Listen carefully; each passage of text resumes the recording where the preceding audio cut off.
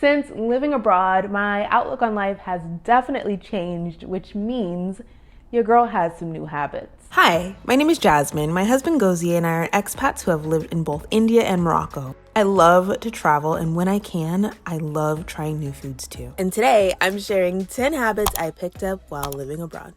Let's jump right into it. Number 1, I do not wear outside shoes in my house, if I can help it. Like, honestly, I find the idea of wearing my shoes that were outside in the world in my house now just super dirty. I don't know. I've made it sort of a rule in my house that we now have to have like indoor slippers because, you know, it just makes more sense that way. And my husband, I think for the most part, he is on board with it. It's just something that I learned from Morocco and India that has stuck with me, and it has definitely been like a mindset shift because I don't know how I was able to do the opposite back in the day, but it is a good thing. I feel like my floors are definitely a lot cleaner than they would be if I were wearing my outdoor shoes indoors. So I think that for me, it's a good change. So the second habit I picked up while living abroad is my use of disposable menstrual products. Living in the States, all I knew was like pads and tampons and items that you throw in the trash. And I actually transitioned to more sustainable menstrual products just for health reasons because they were better for whatever was going on in my body and cramping and all of that stuff.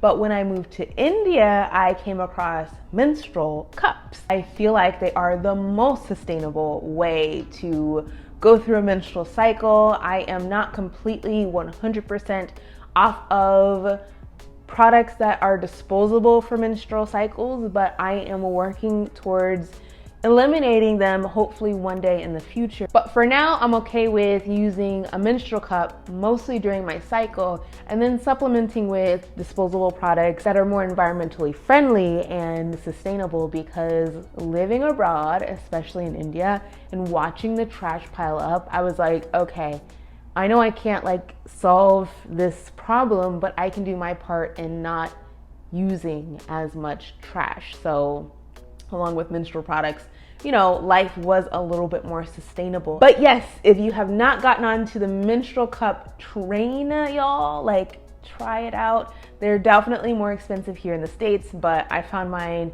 in India and it's supposed to last me years. Let's cut it a little deep. I don't take my relationships for granted anymore. I definitely know I did before I made my move to Morocco. It was nice because family was always there. Grandmother was there, mother was there, extended family and friends were there, and I knew that I would always see them. I knew that I would always talk to them, or if we were not happy with each other, we would make up and you'd be right there. But moving abroad, I realized these people are not close to me in distance. I mean, a phone call away, yes, but physically seeing how somebody is doing, how they are aging and progressing and all of those things is very difficult when you move abroad. And so now I really try hard to nourish the relationships that I do have with the small circle that I have, because it is very important to me. And my family will tell you that I'm very annoying at this point because I probably talk to them more than they would like, but that is because I love them and they are important to me, and that is probably how I show my love. But yeah, I life is too short to take people and relationships for granted.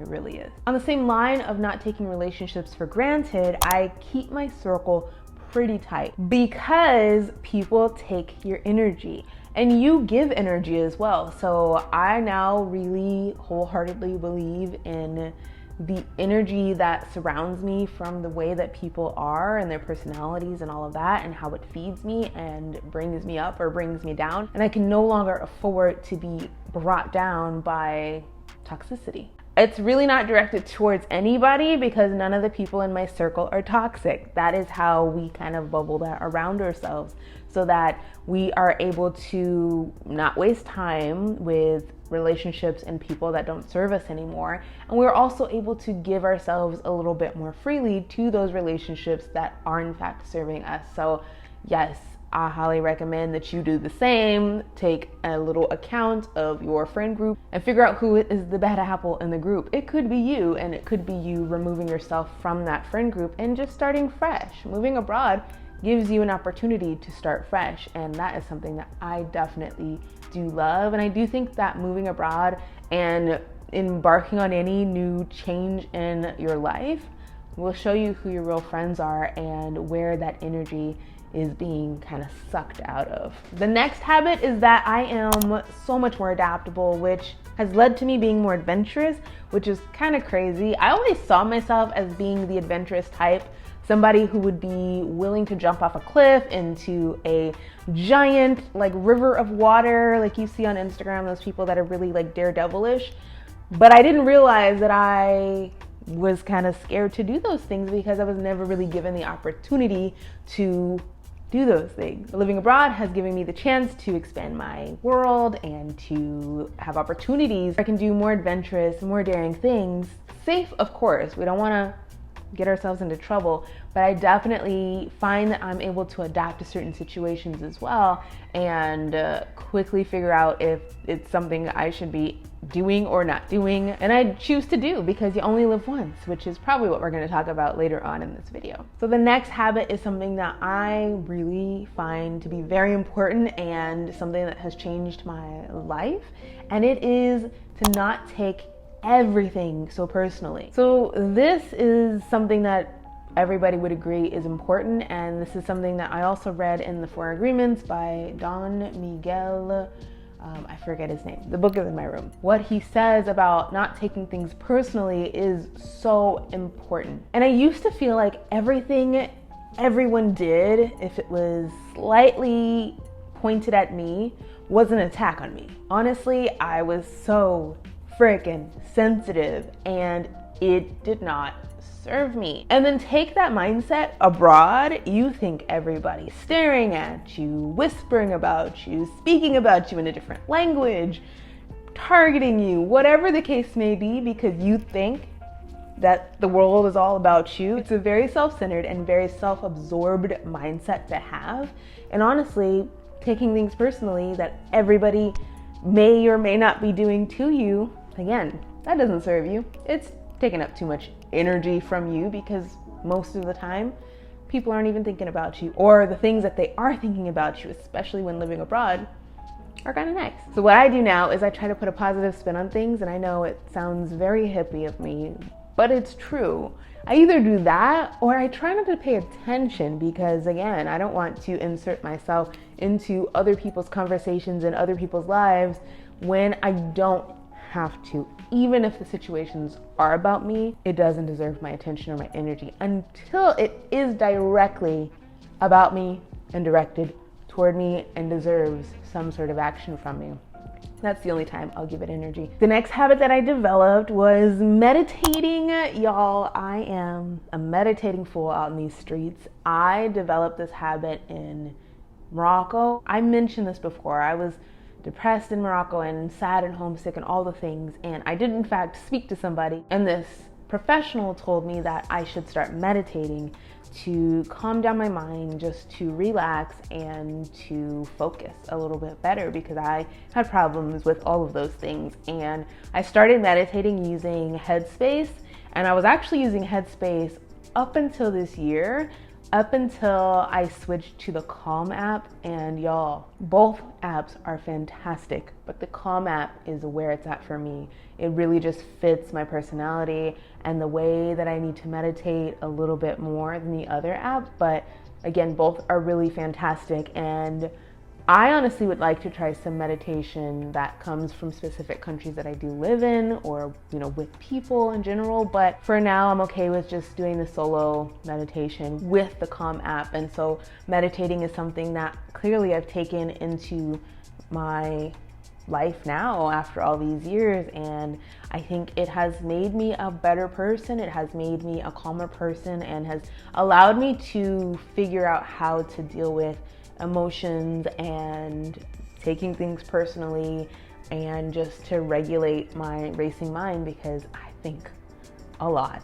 It's life-changing. Honestly, it's such a beautiful habit to incorporate into your lifestyle if you don't do it already. Another habit that I now have is just my confidence. I've had to develop this confidence because not being confident abroad was something that people could see. And I think it affected me in a lot of different areas of my life and my work and my relationships and my marriage, all the things. So being confident in who I am and what I do and where I live and all the things has been very important. And I know I've talked about this in previous videos with culture shock and reverse culture shock and just the different adjustments that we as expats go through. You lose confidence, you gain confidence, and it's a whole like roller coaster cycle situation. But having a baseline of confidence and knowing who you are is important because it'll help you kind of pick up those pieces again so that you are more whole when you get your bearings straight and you are like ready to go and explore in your new country. Another habit that I learned and that I adopt to this day is unlearning a lot of what I've been brought up to think, and that really is something monumental as an American, because a lot of the things that we are taught to think are things that are maybe standard, or things that we think should be the standard, or even the world thinks should be the standard, which then means I go to another country or even come back home and not really realize what the standard is, or just be confused and not really match it up. And so I take standards and cultural practices and norms and things like that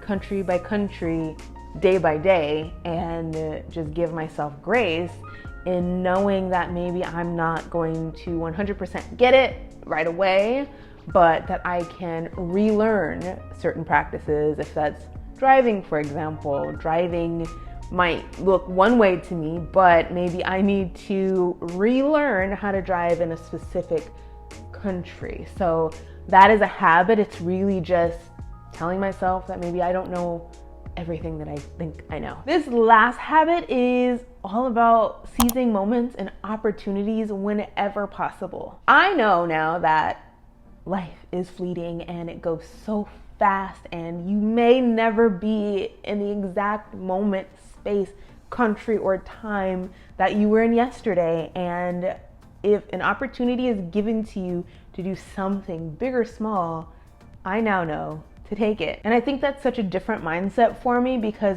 I am a planner. I like to think through all of my options and decide if something is going to be beneficial to me or work out perfectly or whatever the perfect option is going to be. And I now know if I think too hard, I might not get that same opportunity. So now I am more quick to act smartly, of course. Like, I'm not going to just, be ignorant and just make stupid decisions, but if an opportunity is given to me to go somewhere or to do something, I will more than likely seize that opportunity and experience, because life is too short, y'all. We got to get in where we fit in or not at all. So that's my advice to you. So that is it. 10 habits I picked up while living abroad, living this expat lifestyle. And I am sure there are more. And if I can think of any, I will let you know. Maybe I'll do a part 2 if you like this video and this video does well. And speaking of liking this video, make sure you give it a thumbs up. And of course, subscribe so you are notified for all of my future videos. And I still can't believe that so many people wear their outside shoes inside their house. Oh my goodness. You gotta let me know, y'all. Let's debate this. Inside shoes or outside shoes, or do we mix them? What does that look like for you in your household? Leave a comment below because I wanna know. I wanna know if I'm the only one. I mean, I know that I'm not the only one, but I want you to know if you're the only one. I'm kidding. Leave me a comment. I'm gonna go. This is getting too wild. Let's go.